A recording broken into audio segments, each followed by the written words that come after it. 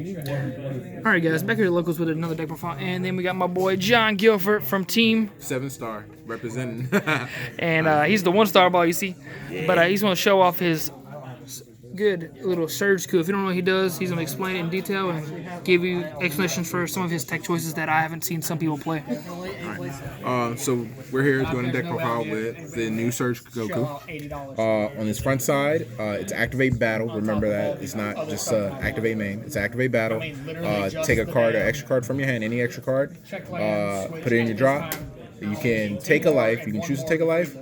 Or you can not take a life and then draw a card as well. And then he awakens, Surge awakens, put a red, blue, extra, put a red or blue card under him, and then he Surge awakens. And his effects go off on 5, so I think he's a little bit better than the other Surge leaders because of the fact that he can do his Surge abilities on 5. So On the backside? Backside. So he has 2 crazy abilities. 2 very, very crazy abilities, and they're utility abilities. Depending on your matchups, you can take the negates or extra cards or battle cards that you don't want to see played, and discard them and then draw a card. So it sets up your Victory Strike plays, it sets up your, if you're trying to burn them plays, and then you can also, if you have 3 different extra red-blue extra cards in your drop area, you can pick all 3 of those up and bring them back to your hand for extra defense and utility as well. So we have our 1-drops in the deck. We start off with the main importance of the deck. This is your mana fixing. The 1-drop Tournament of Power Arena. I know recently people were playing it, putting some on the bottom, some on top. You can't do that, but honestly, it doesn't even matter. This card is really, really good. It fixes everything that you need to do. This deck is very skill-based, so you're setting your turns up 2 turns in advance. Then you have Whis. I know some people are playing 2 Whis and 4 Krillin. I'm playing 4 Whis because you really need to see this card. You really need to see Tournament of Power on turn 1 or 2 to fix your mana, and that starts the consistency of the deck. I feel like Krillin is more of a late game card that can help you finish a game. Which Krillin are we talking about? We're talking about this 1-drop Krillin right here. Some people aren't even playing this card. It's really awesome. It can grab you either a Tournament of Power Arena, or it can grab you a red-blue extra card, which can set up your plays as far as defending your Vegetas, defending your life, or just needing an extra red-blue extra card to get into the drop to play your Victory Strikes. All right. Then you have your super combos. I'm doing a 3-1 split of Beerus and the Backbone of Universe 7. Beerus just extends your plays, opens up your red-blue mana, so that way you can play off of your Invoker for 1 to help protect you. Backbone is just when you're trying to go for game and you need an extra little push. You draw an extra card, get an extra 5k combo piece. Then the star of the deck. Everybody hates him. Everybody loves him. It's Vegeta. Beyond Blue. Beyond Blue. He is the key essential to this deck. For me, especially going against green-yellow decks or decks that have the capability of getting rid of him very easily, I tend to hold 2 in hand because you want to make your opponent play differently. You don't want your opponent to play his hand the way he's supposed to play his turns. If he has to spend 3 mana to get rid of this, or 2 mana to combo in the Goku that combos and kills a barrier, ignoring barrier, you're making them essentially give up 2 turns. And then by the time you get to that turn 5, turn 6, you can just play the 6-drop Goku, which will. So getting rid of this guy really doesn't matter? It doesn't, because if you have multiple in hands, you're making your opponent have to play a certain way to make them focus on this Vegeta. So that way you can't play your extra cards. So it doesn't matter. To me, it feels like it doesn't matter as long as I have another one in hand. As long as I can get to turn 5, I'm fine. I don't care. I can play my extra cards for 3 mana. Who cares? By that point. I feel like the only time it really matters is whenever your opponent already has an established board and then they kill it. Yes, when they have an established board and it puts you behind, yes. But if you're ahead of the game and they haven't had a time to establish or set up their board presence, then that's when it does matter. Basically, games 2 and 3 whenever you lost the dice roll. Yeah, basically. But yeah, you just with this deck, you just want to make your opponent play very differently than what they're used to playing. And if you don't know what Invoker does, if you have a guy that says Invoker on board, he get to play the red-blue extra cards for 1 energy. So there's a lot of red-blue extra cards now, and they're all very powerful. Here's one of the very good extra red-blue extra cards. It basically draws you 2, and if your opponent has more than 11 cards, they shuffle the difference back into their deck, which hardly ever comes up. But hey, a word against me the other day. I had like 15 cards in my hand. I was playing cooler. I had 17 in my hand against this deck, and it was like, put 7 back. So my opponent drew 2 and minus me 7. So that is really good. In those rare cases, yes. But you're really in it for the draw 2 and the name. The draw 2 and the name is amazing. You can set up some plays, like you get to set up the top 3 cards of your deck, so you know what's coming. And that's what I was saying, where the skill base comes in. You set up for 2 turns down the line, essentially. I feel like this card right here is key in aggro matchups, especially. Getting to negate the attack and then minus your opponent's 2 battle cards by 10k is so important and so for essential. 1 energy. For 1 energy, essentially. Yeah, 1 energy, you get to essentially stop 2 of your opponent's battle cards and negate the leader, which in this deck, you always kind of want to negate the leader first. You don't want the leader to attack because that's the one thing you really can't stop.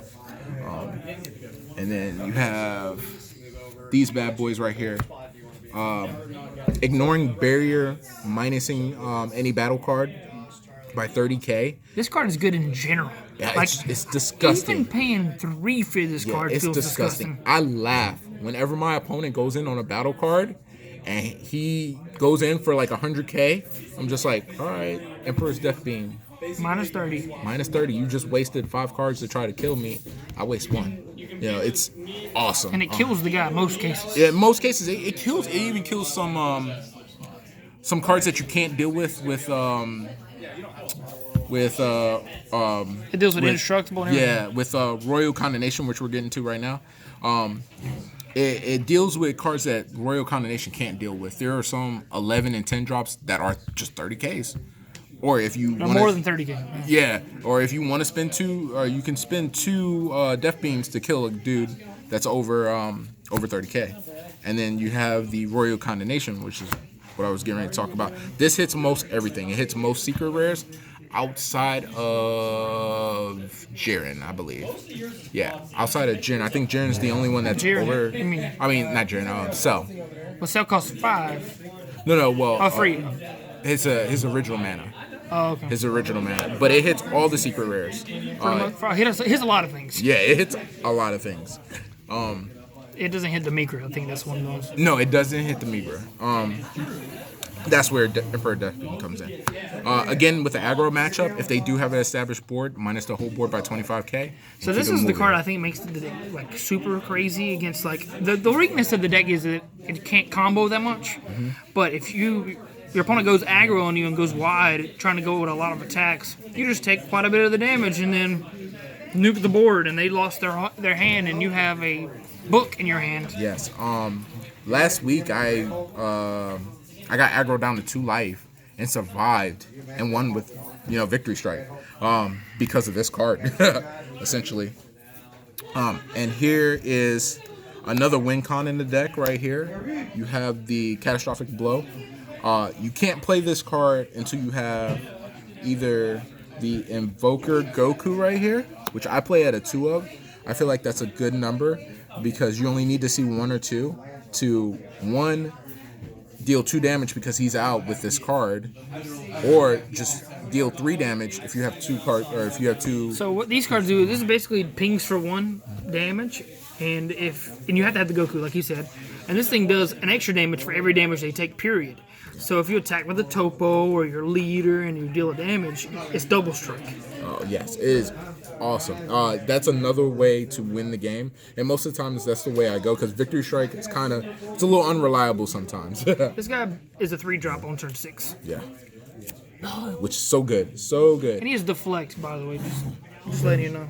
Wait, he doesn't. No, he doesn't have deflect. Which one? He doesn't have anything. So when you play this guy, you do want to make sure your opponent doesn't. I'm thinking of it. No, Vegeta has deflect. Yeah. Sorry.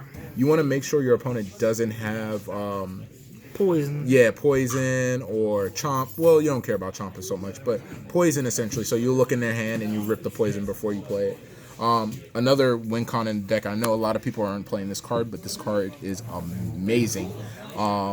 Being able to attack as many times as you have extra cards in your life and negging your opponent's leader In your drop area. in your drop area. I'm sorry, excuse me, in your drop area. Or your hand. Yep. Negging their leader is amazing because they have to, one, have the negates, two, have to defend a 35k. It's hard to do in most cases because a lot of cases people are playing 110ks now, so it's very difficult for them. And Trump Trickster doesn't really stop this card because you just restand it. Oh yes, like you chomp it. Okay, you tapped out. I win. Then you have, the big daddy of the deck. I like to play him on turn 5 on curve, regardless if I can win or not, because it's going to take them a good amount of cards, especially if they don't have the negate. It's going to take them a good amount of cards to combo out of this, especially not having their effects. That's another way They to have survive. to have a negate. Yeah. That's another way you're going to survive in the deck. This is not necessarily a finisher all the time, but it gets you to your finishing plays because it buys you a turn essentially where your opponent can't do anything. And then you have the staple cards, Bean, of course, 4 Bean, or bust, pretty much. Bean's probably one of the best cards in the game. And then you have 2 topos. I know people are running 4, but I feel like 2 is a good number because you also have him as a negate. You have Instinct Reprisal as a negate. You have, I play 3, Oh, they're over there. there they are. Yeah. I play 3 Dimension Magics. Some people play 4. Some people play 4. I play 3 because I still feel like you have 3, 5, 7 negates in the deck, on top of all the extra cards that get rid of things. And the beam. And the beans.